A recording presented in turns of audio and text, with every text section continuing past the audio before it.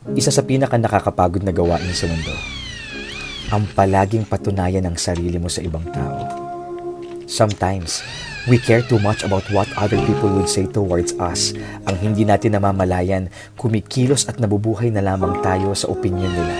Nakabase ang saya sa sasabihin nila, nakabase ang sense of achievement sa paningin nila. And when we encounter another disapproval or dissatisfaction, we get frustrated as if we are not doing enough. Enough in proving yourself to anyone. You don't owe anything from them.